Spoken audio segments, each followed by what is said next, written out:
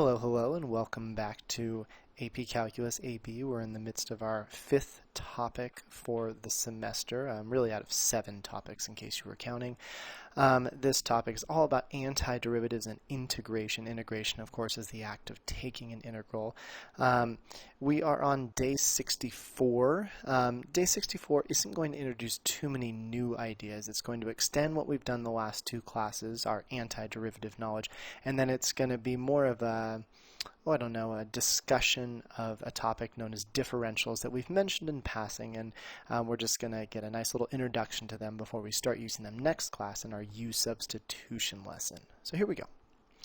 There's a nice opener here, and I think Part A should be very doable for all of us at this point. So why don't you read Part A, give it a shot, and then we will talk about some notation and the right answer once you unpause this video. Ready, set, go. Alright, hopefully you had a chance to work through this. Working with this, we of course need to work backwards to find f of x. So we have f prime. In order to find f of x, we can say f of x is found by doing finding the antiderivative, taking the integral of x squared minus 2x, the integrand, and then sandwiching it with the dx at the end, maybe something like this. We talked about how there could be a times at the end if you'd like. So moving through, antiderivative of x squared, add 1 to the power, and then we have that fraction to offset the power. Over here, I bet you could probably do this one in your head too, realizing the derivative of x squared is 2x, and not, of course, forgetting the plus c. Okay, this is our general antiderivative. Sometimes you'll hear people say this is the class of equations or the family of equations that satisfies the antiderivative because c could be any constant. Don't forget, of course, that all c does, adding a value at the end of an equation, really it just vertically shifts your graph, right? It moves it up or down, so it takes whatever this graph is, then whatever c is, it shifts the y-intercept up and down, and it's really the same graph then. Alright, but part B, our new stuff for today. Now, we're also given that f of 1 equals 1/3.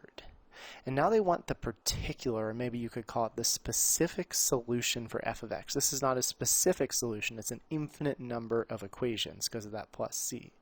But if they give us a specific point on this equation, that will give us enough information to actually solve for c.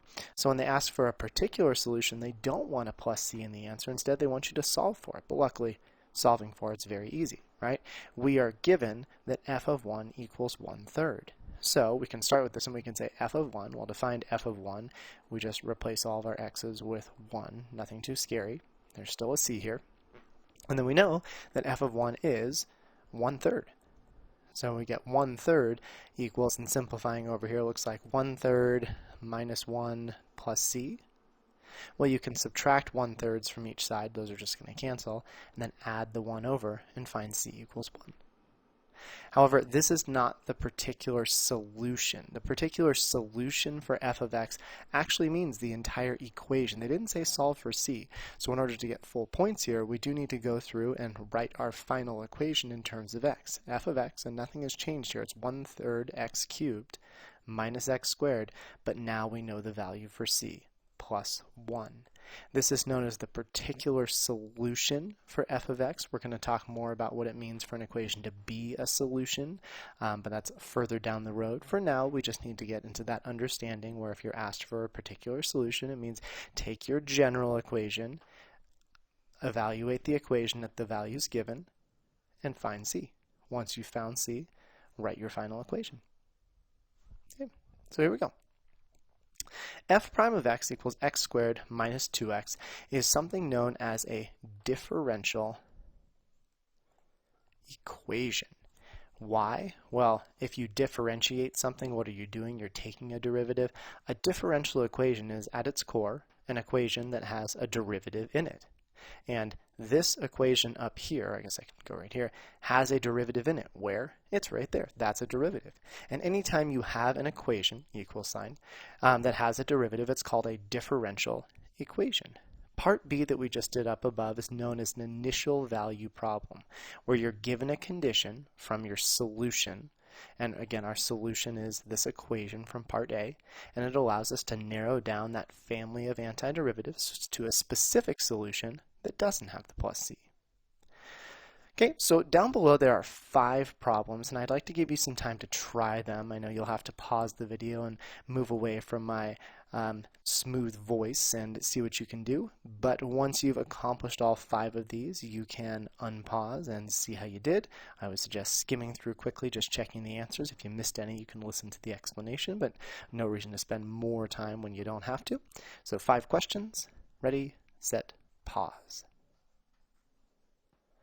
All right, hopefully you went through and tried them all. They're in differing difficulties. I think actually problem 1 could be one of the trickier ones here. Let's see, what are we given? We're given that the value of the derivative at 1 is 1/3 and f of 0 is 3. Find f of x when f double prime is equal to x squared minus 2x. Well, this is actually pretty darn similar to part A. So let's see, we're given f double prime, and maybe I'll keep track of my solutions over here. So we know f double prime of x is x squared minus 2x, and ultimately we want to find f of x. Well, what do we have to do? Well, we have to go from f double prime to f prime of x, and then we have to go, maybe I should draw some arrows here, then we have to go from f prime to f. So we're moving up the ladder like so, which means I think we won't have to do one antiderivative, we'll actually have to do 2. So let's get started. We know that f prime of x is going to be the antiderivative, we'll do this in a different color, the antiderivative of x squared minus 2x dx. And that's because this is f double prime, antiderivative of f double prime brings us back to f prime. Luckily, we've already done much of this.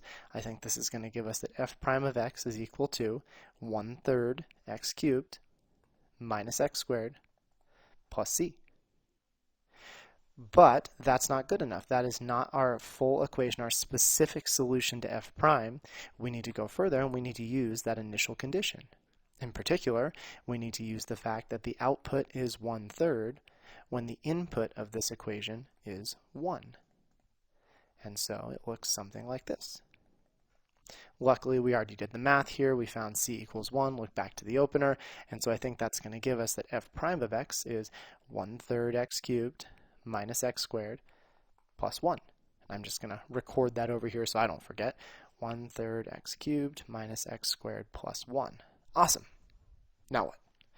Well, we still need to find f of x, so I think we are going to switch colors and show how to get f of x. F of x, of course, is going to be found by doing the antiderivative of f prime. And what is f prime here? Oh yeah, f prime, we just found that. That is 1/3 x cubed minus x squared plus 1 dx. And then moving through, we know that the antiderivative, a little bit trickier, we know this is going to be x to the 4th. So I'll put that, and then what's going to cancel out an x to the 4th? Well, that's going to be 1/4. But there's already a 1/3 there. 1/3 and 1/4 I think gives us 1/12. You can double check. 4/12 reduces to 1/3. That looks pretty good. Next one's a little easier. 1/3 x cubed plus 1x, and then plus c. Now, this value of c isn't the same as the value up above, so sometimes people use a different letter like d or whatever sounds good to you. Also, sometimes you'll see it used with subscripts, so I'll just call it c sub 1 just to show that it's different from the c up above. What do we do from here? Well, we need to find c sub 1, but luckily they gave us an initial condition. We know the output is 3. When the input, so conveniently chosen, is 0. And I chose 0 so that we didn't have to do too much with fractions here. I think it makes your life a little bit easier. There we go. The left side won't change at all. The right side, we have lots of zeros. I think it just gives us c. Oops, I forgot my sub 1. There we go. And now, I think we have found our f of x. And I'm just skipping over to our conclusion. It looks like f of x is going to be, we'll do it like this. F of x equals 1/12 x to the 4th minus 1/3 x cubed plus 1x plus 3. And we have now found the particular solution for f of x. When we started with f double prime, it took us 2 different initial conditions to determine both f prime and f, but we got there. None of the others, I think, have you go that far. However, I have seen multiple test questions over the last few years start at f double prime and move up to f, and I don't want you to be thrown off when you see those. Okay, the rest of these are really just designed to test you on your antiderivative skills, so hopefully we did all right here. We're starting with lowercase f of x, and they're asking us to find capital F. You might remember from a couple classes ago, we said if you wanted to think about that hierarchy, that ladder, capital F would be at the top, and then F, and then F prime, and then F double prime. And to go from one to the next, we just do that d dx. So take the derivative to move down the ladder. How do we move back up? Well, we do the antiderivative. So if we have lowercase f and we want to move to capital F, we have to do the antiderivative of lowercase f of x. So that tells us then that capital F of x is going to equal the antiderivative of x to the fifth minus 2x to the negative second plus 1 dx. Always need both of those. And so working through this becomes 1/6 x to the sixth. Let's see. Let's do x to the negative first, and then if this comes down, that won't be 2. I think maybe a plus 2 would be good. Negative 1 times 2 is negative 2. Subtract 1, yeah, that's looking pretty good. Plus 1x plus c. Nifty. All right, well, what do we do now? Well, now we know that the output is 0 when the input is 1. So we have a little bit of math to do, but hopefully nothing too terrible. Output is 0 when the input is 1. And maybe it'll be nicer for you, instead of 2 times x to the negative first, what if I did 2 over x to the positive first? Right, just a different way to present this. Can we simplify further? Well, gosh, I hope so. 0 equals, this will be 1/6. 2 and 1, I think gets us 3. So we have this plus 3 right here. Apparently my computer's not plugged in anymore, so that's exciting. Let's make sure it doesn't die on us. There we go. And we're back in action. Excellent. Plus 3 plus c. A couple ways to deal with this. You might enjoy seeing this as 3 and 1/6 plus c. Shows you it's a little bit bigger than 3. But if you're like, no, it must be an improper fraction, I'll subtract it over to the left. 6 times 3 is 18 plus 1 is 19. So negative 19/6 equals c. Don't forget, you're not done. They asked us to find f that satisfies the initial condition, so we do need to rewrite our capital F of x equation. So 1/6 x to the sixth plus 2 over x, or 2x to the negative first, doesn't matter, plus x, and then c was minus 19/6. Not too bad. A couple more. F of x equals secant of x times tangent of x, and we know capital F of 0 is 2. Okay, well, let's start with capital F of x. The antiderivative of lowercase f of x. So secant tangent, we should know that one. I think that's secant of x, isn't it? Yeah, derivative of secant is secant times tangent. We need to know that. Or if you don't like writing it as secant of x, I forgot the plus c, awkward, then we need to remember that secant is 1 over cosine of x plus c. All right, f of 0 equals 2. The output is 2. The input is 0. And maybe now you can see the advantage of writing cosine of 0, or 1 over cosine, as opposed to secant. I know a little bit more about cosine. In fact, in particular, I know that cosine of 0 is 1. So this gives me 2 equals 1 plus c, which appears to tell us that c equals 1. Final answer. Capital F of x is going to equal, I'll go back to secant of x, plus 1. 2 left. More antiderivatives, nothing terrible. We can go a little faster now. Let's see, lowercase, we need capital, so capital F of x. We know this will be x to the fourth, and then we play that game. 4 times what gives us 8? I think 4 times 2 gives us 8. Minus, no, let's actually not even put that yet. We know this will be x to the negative first. What times negative 1 will get us negative 2? We did something very, very similar to that, plus c. Working on through, 5 equals 2 times 1 plus 2 over 1 plus c.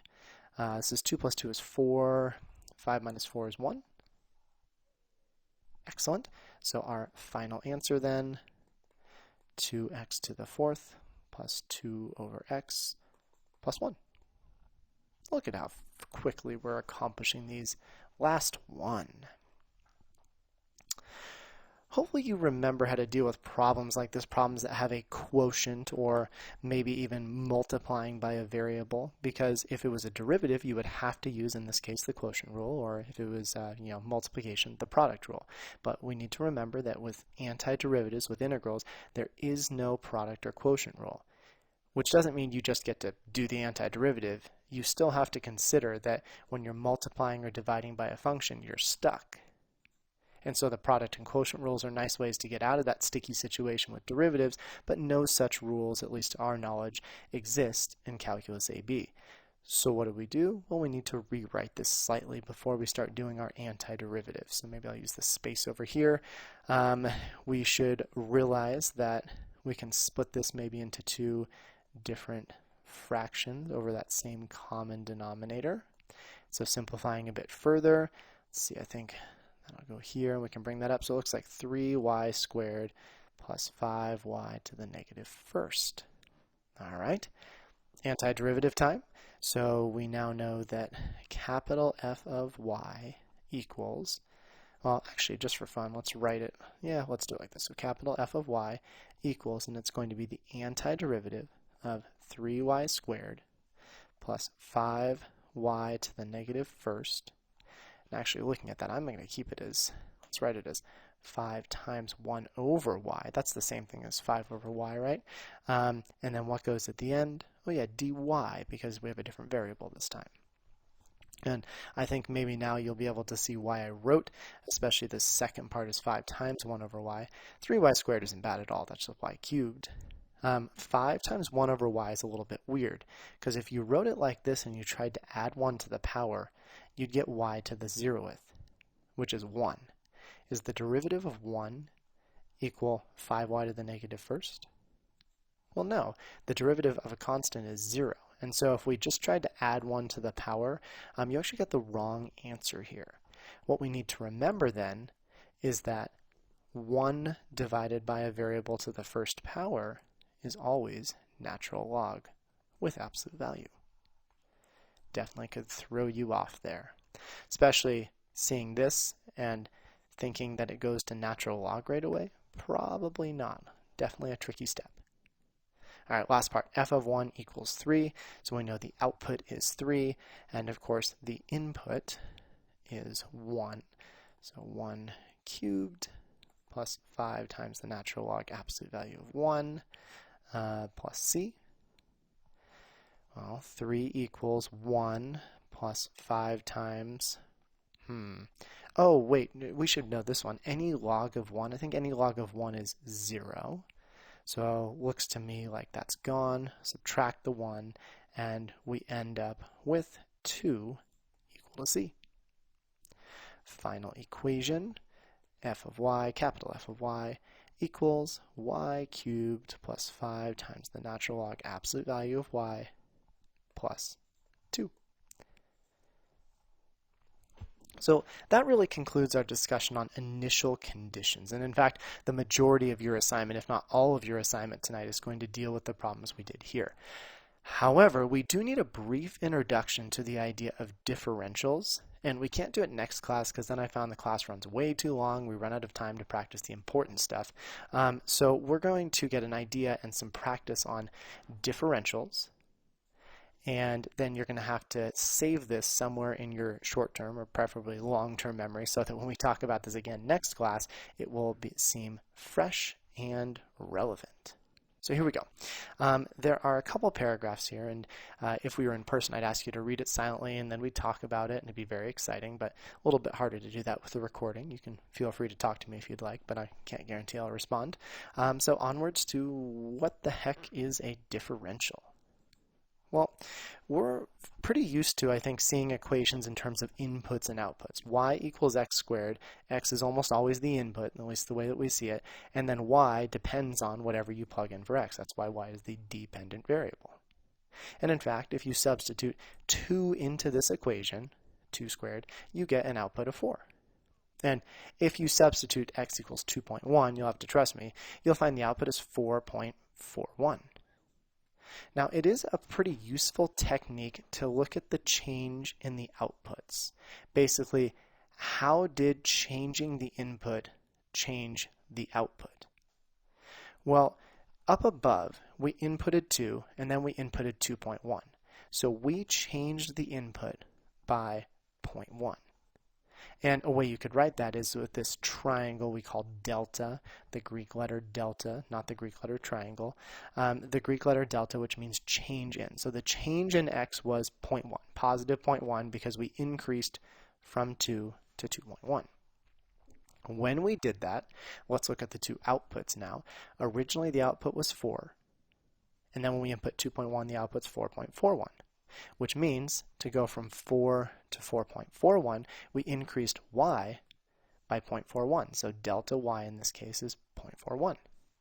In fact, if you continued this, if you continued bumping up delta x by 0.1 by 0.1 by 0.1, you could probably find a pattern for how y is changing every single time too. Okay? In fact, you could probably even write an equation that takes how much you change x by, which means you're inputting delta x, and gives you an output of delta y.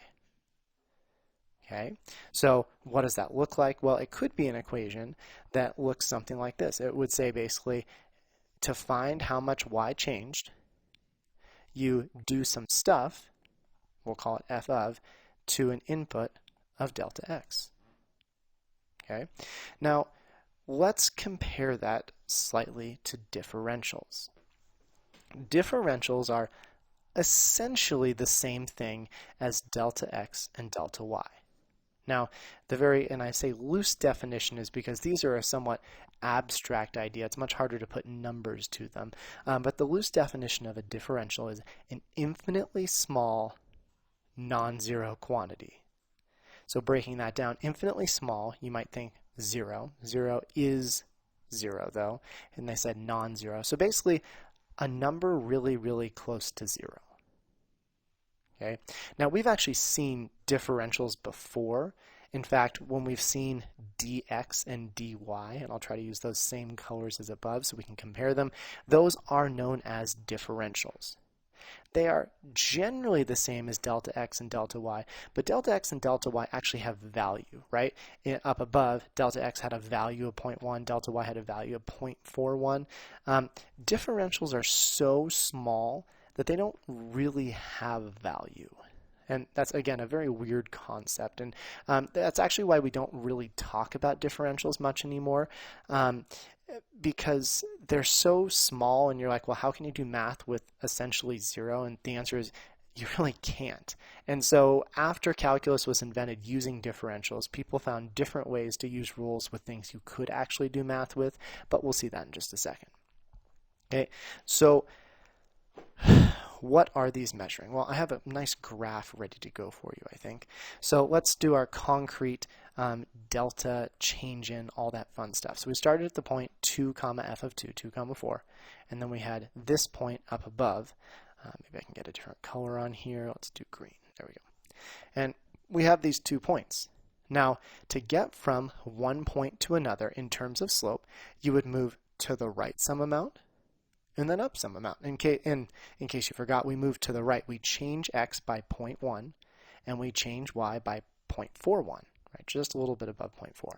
So our run is 0.1, and our rise is 0.41. That's our delta x, our delta y.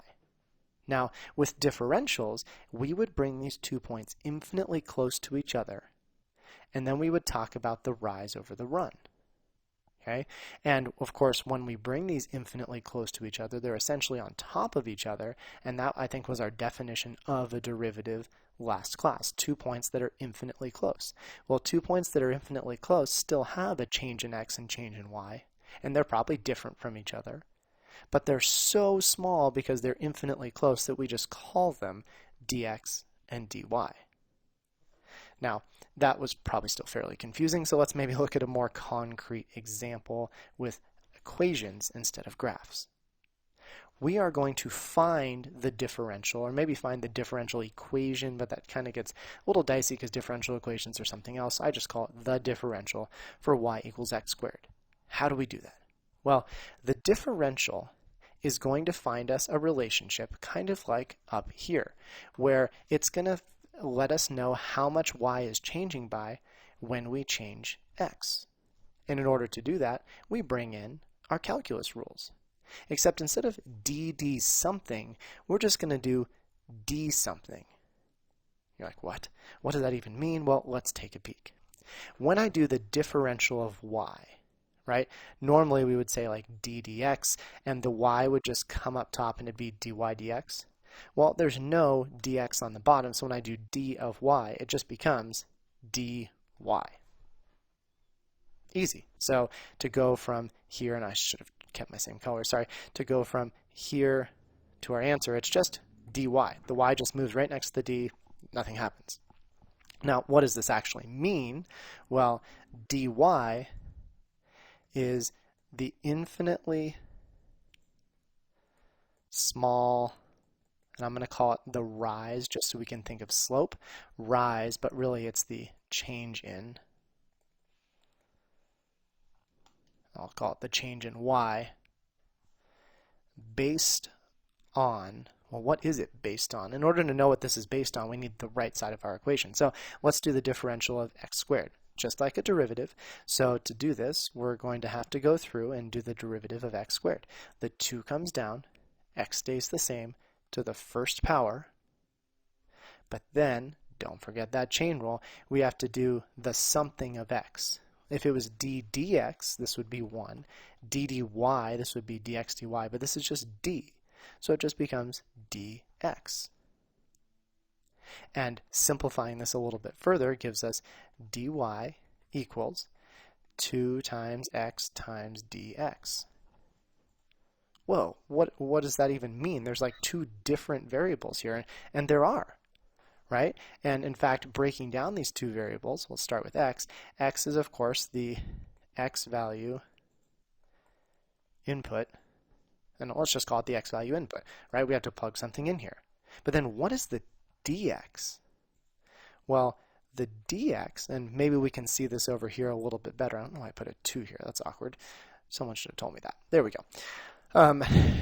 Maybe a better way to think about this is that in order to find dy, we have to do stuff to 2 inputs. We have to input both x.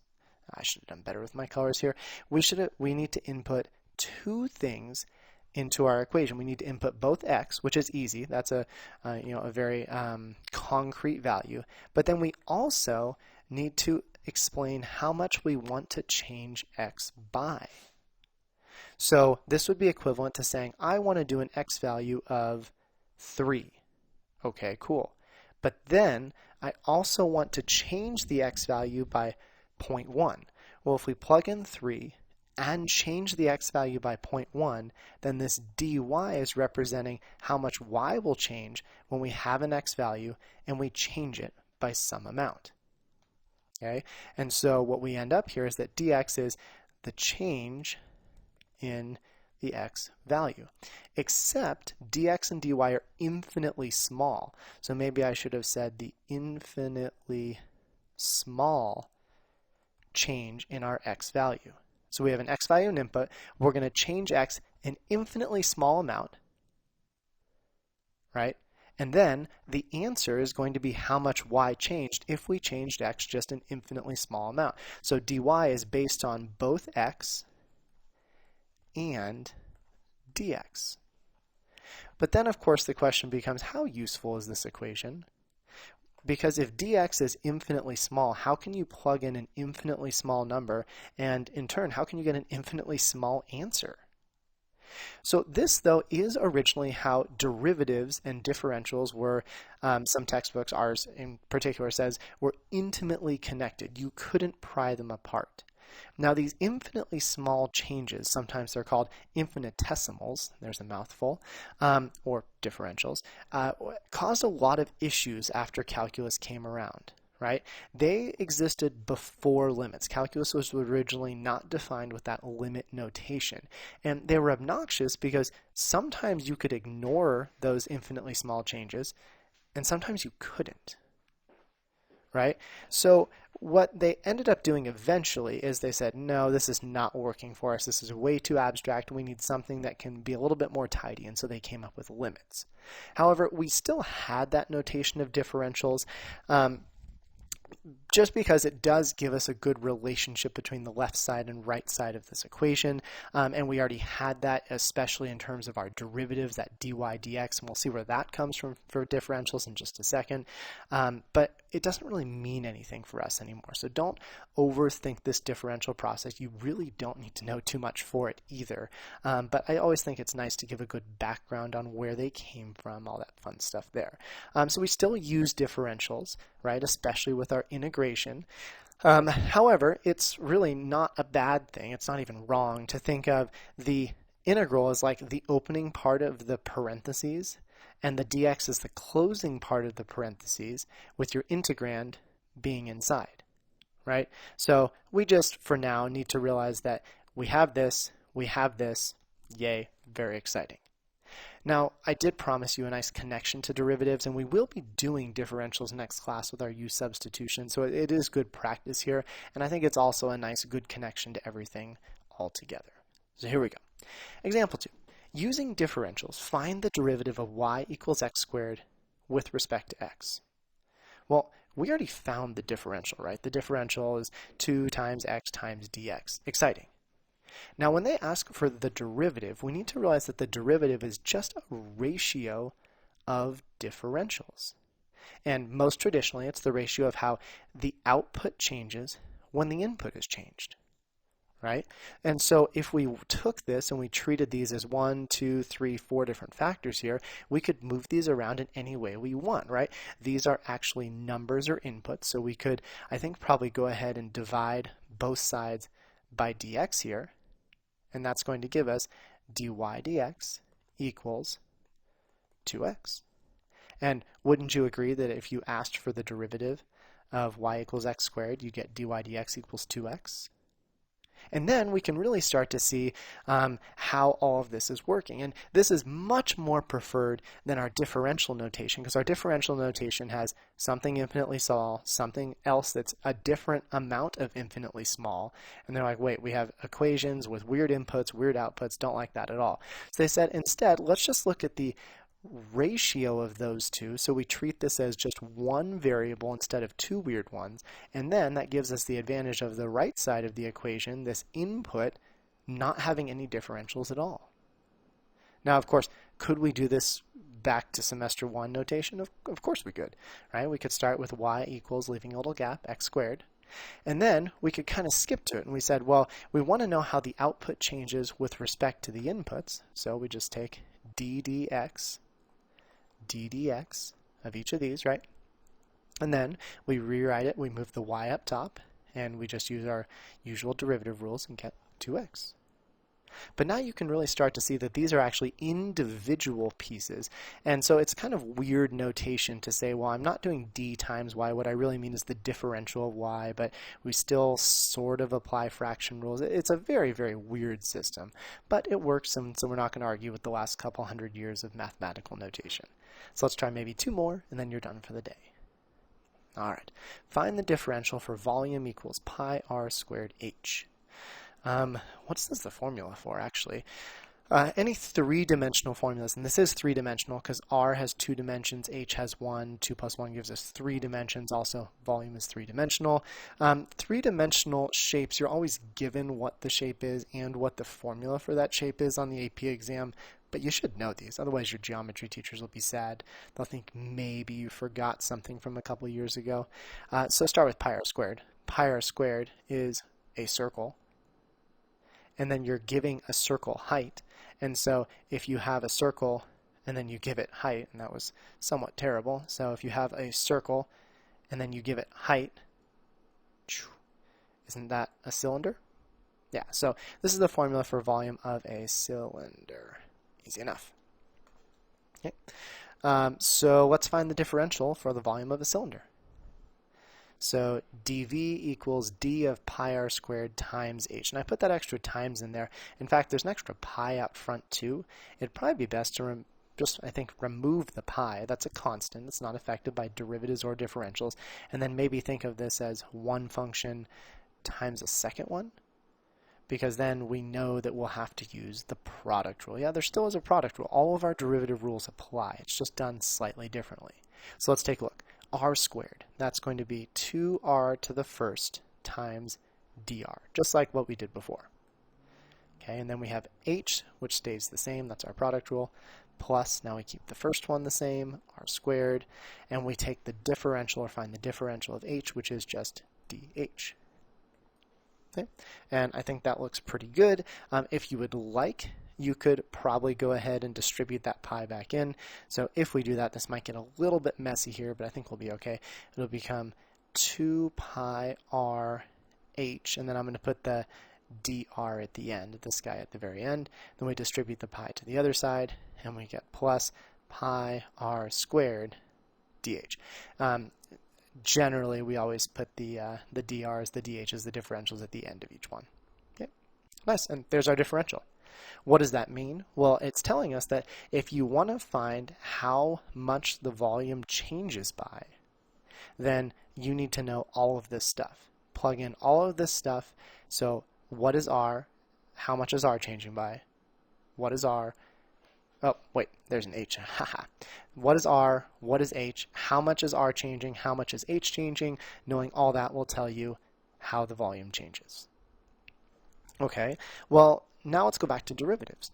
Find the derivative of v equals pi r squared h with respect to time.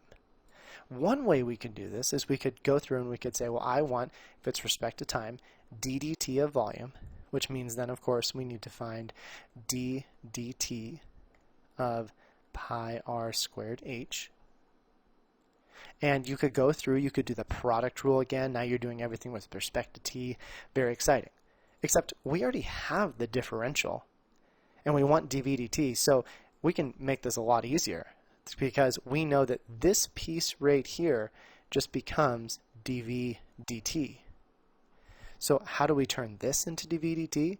Don't we just divide, let's make carbon use, don't we just divide by dt? And of course, if we divide by dt there, I think we need to divide all of this guy by dt. So we take this, we divide by dt on each piece. And what does that give us? Well, if we wanted to simplify a bit, there isn't too much we can do here. It gives us 2 pi r h times dr dt. Again, convention says we write it underneath the other differential, plus pi r squared times dh dt. Ta-da! No math involved once we have the differential. So the differential actually can be pretty easy. If they want you to find multiple different with respect to's, then the differential is pretty useful.